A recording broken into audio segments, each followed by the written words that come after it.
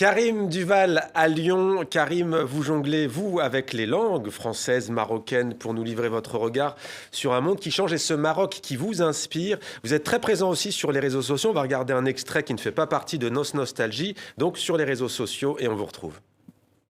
Je m'appelle Hakim Duval Chang, aka DJ Change. Je suis corporate music writer, donc compositeur de musique pour les événements en entreprise. Vous vous êtes probablement enjaillé lors de la présentation d'un budget annuel sur ça, ou lors de la galette des rois de votre business unit sur ça.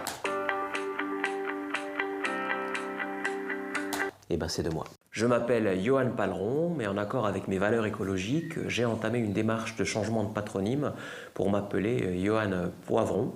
Je suis au tout début de ma transition, mais vu le regard que porte ma famille sur la question, le repas de Noël a été compliqué. Mon père a préparé un faux gras, bon, en précisant que c'était à cause du prix du foie gras, mais j'ai su y déceler de l'amour. On a acheté les Playmobil neufs à mon neveu, et pas dans la petite ludothèque de quartier, non, dans un énorme centre commercial mainstream, où on n'a pas pu brancher notre vélo électrique Longtail. Je m'appelle Jean-Bill Duval, professeur agrégé de franglais à l'University of Michigan-sur-Loire, ambassadeur de la franglophonie worldwide et fondateur du collectif Be French, Be Authentic. Hello! De manière basique, le franglais, c'est l'avenir. Le grec et le latin ont été remplacés par la tech et le ricain. En ce sens, la langue française est une langue morte, du moins in real life. Je ne parle pas des zones géographiques situées en dehors des métropoles du top 10 qui sont complètement out of concern, out of scope. Roundabout people. Karim, il était bon le faux gras à Noël? Là, on va voir, il n'y a ni foie gras ni faux gras. Pourquoi est-ce que vous tournez en dérision ce qu'on appelle parfois la novlangue, en tout cas le jargon du développement personnel en entreprise? Le jargon tout court, je le détourne parce que déjà je l'ai vécu. Moi j'ai été ingénieur pendant 7 ans dans le digital, Ouais. donc c'est que je connais. Et puis c'est une langue qui est beaucoup utilisée par tous les gens qui travaillent dans les bureaux.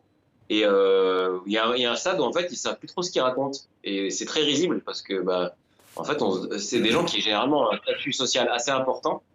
Il y a comme une aliénation en fait. Et donc je pense que c'est bien de remettre un petit peu tout ça à sa place. Et on sait même plus vraiment, c'est un jargon qui est incompréhensible, même par les gens qui le parlent, quoi. Donc, Ouais. donc Nos vraiment, Nos, votre spectacle, Karim, Nos Nos, c'est moitié-moitié en arabe. Pourquoi ce titre?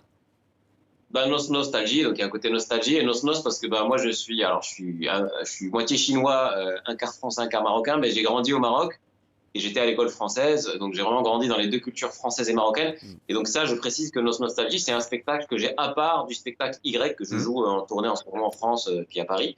Et Nos Nostalgie, c'est un spectacle que j'ai créé pour pouvoir exprimer la part de marocain qui est en moi, parce que c'est pas forcément un humour qui parle au public en France, tout comme mon spectacle Y ne parle pas au public marocain. Justement, j'allais vous poser la question. Jafar disait que c'était sa première entrevue en langue française. Est-ce que c'est différent de faire rire en darija, en arabe dialectal marocain, ou en français? Est-ce que vous devez vous adapter? Ouais, bien sûr. Déjà dans le jeu, dans la manière de nous préparer, parce que les exercices de diction sont pas les mêmes, parce que les sons sont pas les mêmes. Donc les chaussettes de l'archiduchesse sont sèches, juste sèches, archi sèches. En arabe, ça fait au niveau technique, au niveau de l'humour après, c'est pas du tout le même humour, c'est pas les mêmes références culturelles. Et les codes aussi, dit Jafar. Ouais. C'est pas les mêmes codes au Les Maroc. codes sont pas les mêmes et le public est pas le même. Moi, je suis pas Charlie Chaplin. Je veux dire, lui, il arrive à faire rire tout le monde. Le monde entier sans parole. Moi, j'ai pas cette prétention. Et vraiment, c'est surtout que ça correspond à 2 phases de ma vie qui sont différentes. Et l'enfance que j'ai passée au Maroc, et celle-là, moi, c'est celle-là que je raconte. Et je la raconte avec les références que j'ai eues en tant qu'enfant. Et donc, c'est le Maroc qui rejaillit. Karim Duval, vous avez parlé de vos origines chinoises. Quel est votre rapport à vos origines asiatiques? On sait qu'en France, il n'y a pas forcément toujours un espace, même si ça change pour les Français d'origine asiatique. Comment vous vivez, vous, cet héritage culturel? Alors, j'ai pas joué dans le dernier Astérix, mais c'est pas pour autant que je me sens. J'ai raté ma chance. C'était la dernière chance. C'était l'occasion ou jamais. Mais Mounaimin est excellent. Mais vous êtes déjà allé en Chine? Oui, j'y suis déjà allé, mais pas en tant que Chinois. J'y suis allé en tant qu'étudiant français et vraiment, je ne connaissais pas. Donc, vraiment, moi, je suis étranger en Chine. Enfin, ma mère est chinoise, mais elle a grandi à Tahiti, en Polynésie française. Ouais, et vous êtes né au Maroc, ouais.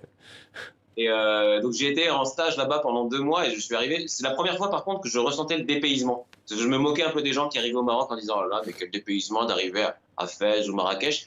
Là, j'ai découvert arriver à Pékin en plein mois de juillet vraiment dans un pays où même, on comprend pas ce qui est écrit, on comprend rien, aucun mot quoi.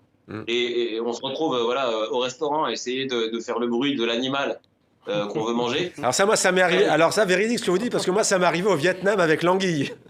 Ouais, bah, la languille, ça fait pas beaucoup de bruit en plus. Non, mais bon, on peut l'imiter, quoi.